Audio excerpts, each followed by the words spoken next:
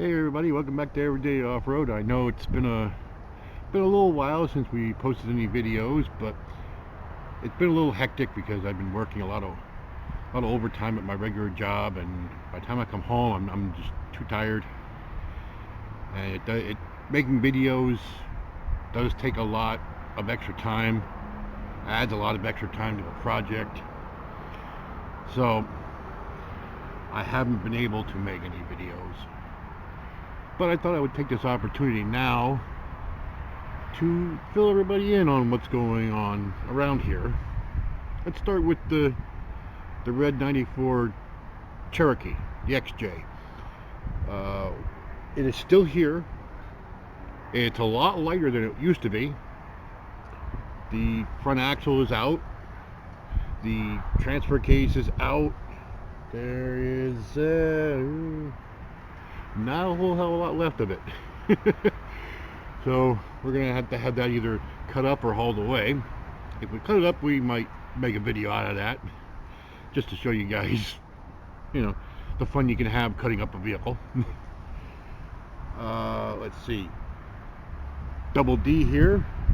He passed his inspection, his yearly inspection with flying colors. He does have his little problems, one of which is the AC unit, it defaults to defrost when accelerating hard. We may make a video about that. I'm currently in the middle of that repair. Little D, the Mrs. 97, the new acquisition that we spent most of the summer repairing. He has been acting up a little bit, having an intermittent stalling problem, but no codes. So we're kind of chasing electrical gremlins. Now, as for the future of Little D, she's using it as a daily driver. Come springtime, it will be getting a 4.5-inch lift, and it will be matching Double D here, but a little differently than Double D. Double D, the only adjustable control arms it has are front lowers. It's maintaining stock uppers, and I believe they're 2004, 2005 TJ lowers. Well, for TJ it's an upper, being used as a lower here on Double D. But for some reason, I can't get the geometry quite right.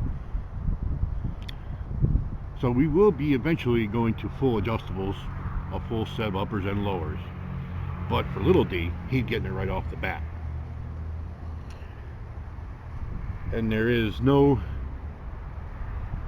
denying it is a New York vehicle with new chrome underneath it. So much so that the front axle has a lot of rust jacking to it. I do not feel comfortable putting a lift on an axle that needs a lot of extra work after the lift. So I took it upon myself to take Double D's original front axle.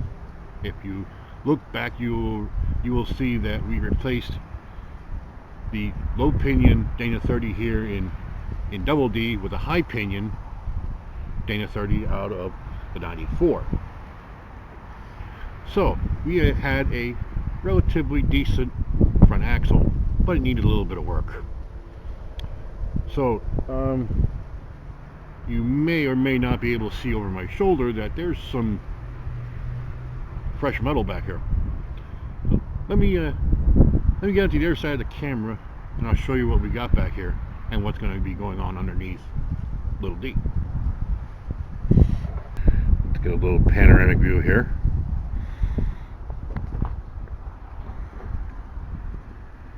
That angle and that angle are not part of it. This is only to stabilize the springs and the steering geometry. The plastic bag is to cover the pitman arm tie rod end because it's not sealed. We have everything has been gone over. Got new axles, new tie rod ends, new steering knuckles, new hubs, new ball joints, core 4x4 control arms, adjustable, some real nice Black Max Skyjacker shocks, 4 to 4.5 inch lift, new backer plates of course, new hardware, new everything. The only thing that's staying original on here is the axle housing itself, the differential inside, and the cover. Other than that, everything has been replaced. Everything. The steering dampener also. Everything over here. As you see here, these brackets are for ABS wheel speed sensors. Yes, this is an ABS axle. Now you're saying to yourself, why did you use a CV shaft? Well, reason being, this axle may not see much off-roading, and for cost-wise, they are a little more inexpensive, and it's actually what was in the original axle. So we went with that. We replaced the steering knuckles because the rust jacking on the steering knuckles on Little D was so bad that the tone ring, I don't know if you see the tone ring here, for the ABS is rubbing the rust out of here. So we went with all fresh stuff. Even replaced the bushings.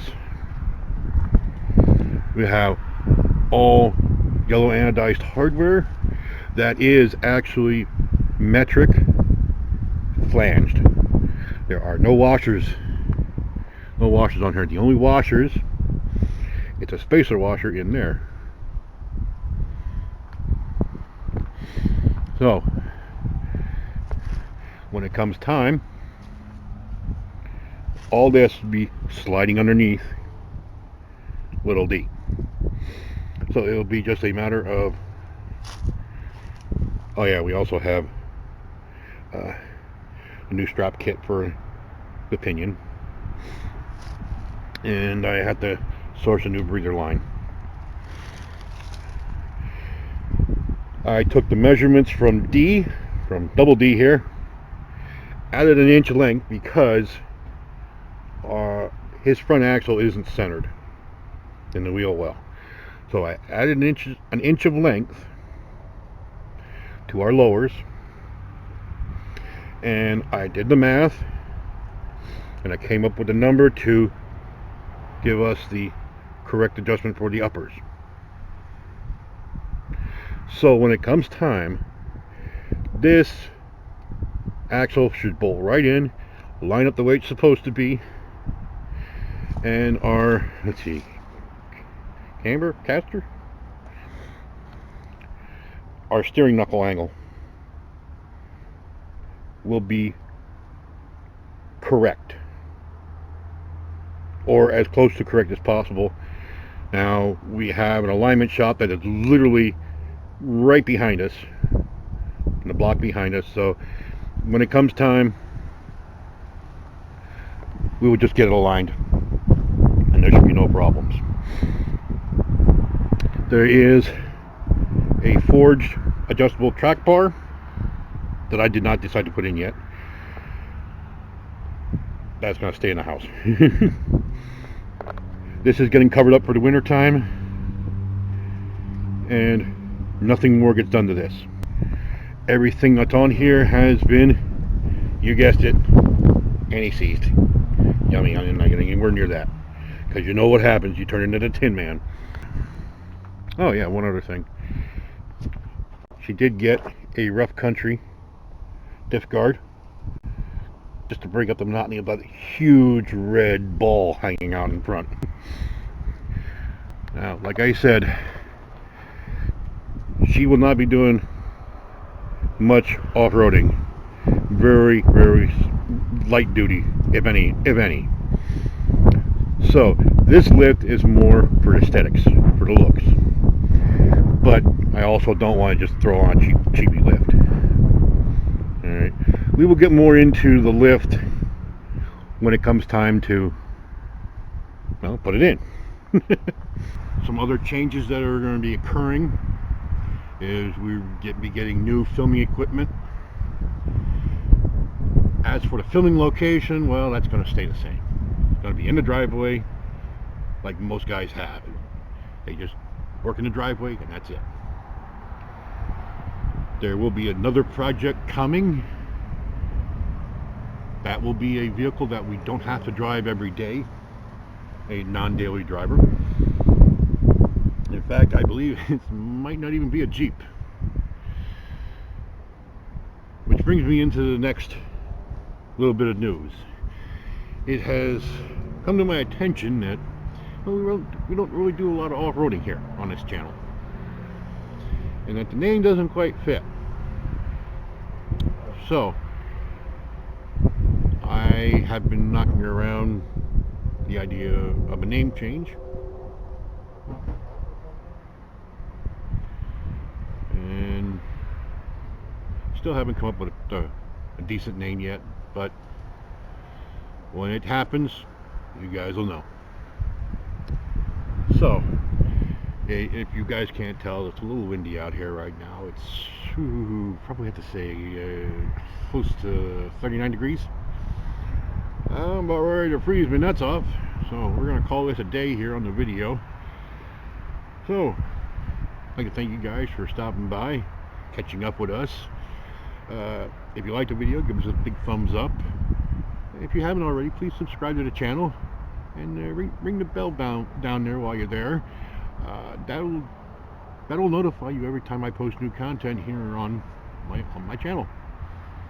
And if you want to keep up with what's going on, hey, definitely ring that bell. So, till next time, I'm going in. Ooh.